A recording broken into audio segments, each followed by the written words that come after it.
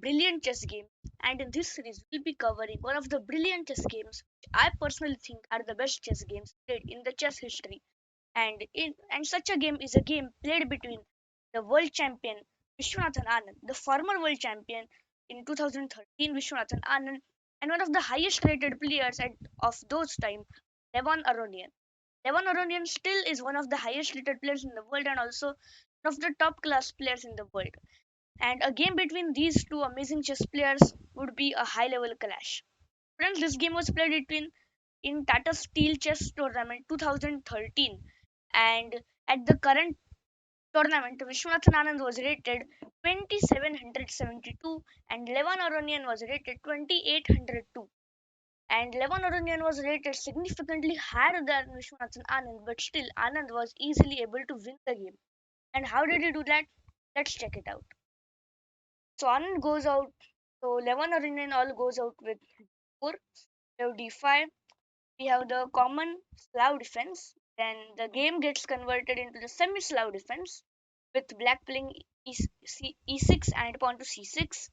In this variation, probably black could also consider going for bishop to the f5 square, but at black's own risk because now probably c takes d5 c5, but c takes d5 could be possible. And now if you take with the knight or with the pawn, it doesn't matter. Could have been b3 first, attacking on this pawn and also on this pawn.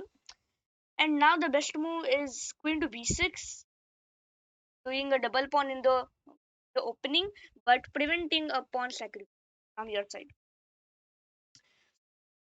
So first pawn to e6 was played. Anand didn't go for those risky types of variations. He wanted to play a simple game. Knight b d7, bishop to d3, pawn takes pawn, b5, bishop to d3. And by playing pawn to b5, Anand shows his attacking nature in the chess game. He now also goes. He also wants to go for a5, then a4, 5, 4, and then he also can be planning to play pawn to f5 in the later game, which mainly happens in the semi-Slav defense.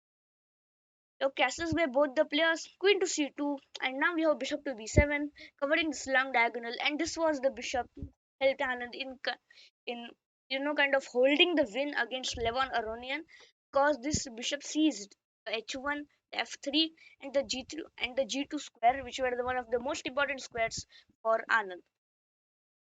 We have pawn to a3 in this position, and now Vishwanathan Anand simply goes for the move rook to c8, and this move has a very deep meaning.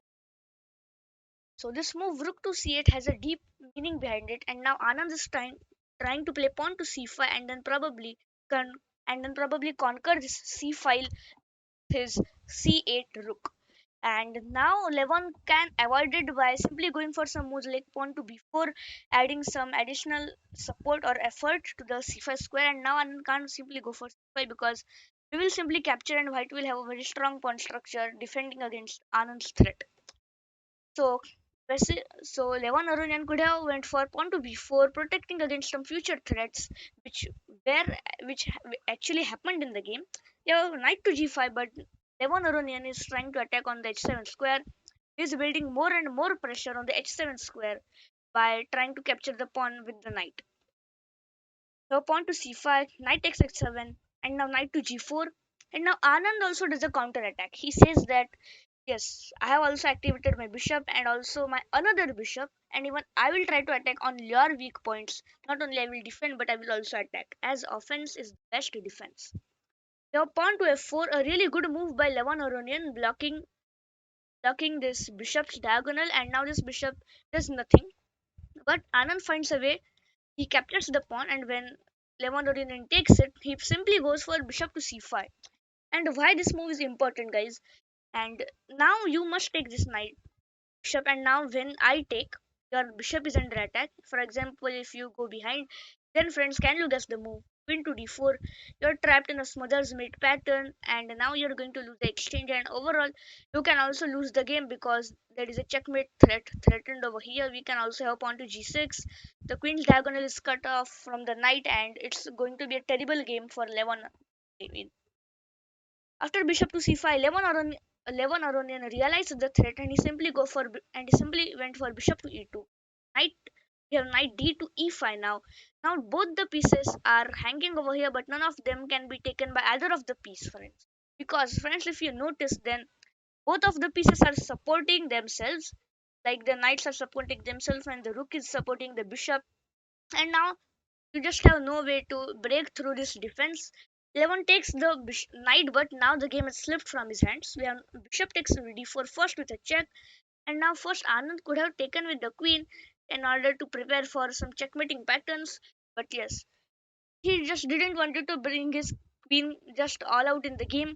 He wanted to see that can Levon find some defense to his threat, because after bishop takes d4 and king to h1, Levon wanted this bishop's diagonal open and also this bishop diagonal open so that this pawn can't move, and if it moves then it would be a checkmate all over. And also he wanted this rook's diagonal open to create multiple threats at a time. And this is the quality which we can learn from Anand, that he creates multiple threats at a time. So if you protect against one threat, I create another threat, and now you can't protect against all the threats. So now knight takes on g4 was played, and now you're again trapped in a smother's mate pattern, but this time it's more deadly than before, because now when Levon took, now Anand can't simply go for knight to f2 check, because now we could have rook takes f2, bishop takes f2, and now we have queen takes f2. And now when you take my knight, it's all over, because I have a piece and I'm a bishop up actually. I have a knight up, and I also have a nice position. Your attack is completely stopped by my pieces, and the thing is happening over here. Anand still needed to be careful over here, and he simply went for the move pawn to f5. First pawn to f4, a brilliant move, then pawn to f5, a brilliant move again. We have knight to g6, and now nothing was left in the game. Anand strikes the final nail in the coffin by playing queen to f6, creating multiple threats at a time. As I had told you before, three pieces are into the attack. The fourth piece is going to jump in very soon, and this is going to be a long discovered attack pattern. Now pawn to h3, Levon tries to create an escape square with h2, but now Anand simply captures the knight, and after queen to e3, queen to e2, there is an amazing move played by Anand. Queen to h5, you can take because it's a pin, and now we have queen to d3. And guys, now can you guess the move? Yes, friends, we don't think from a natural way, we think from Anand's way, and the move is bishop to e3, guys. What a brilliant move!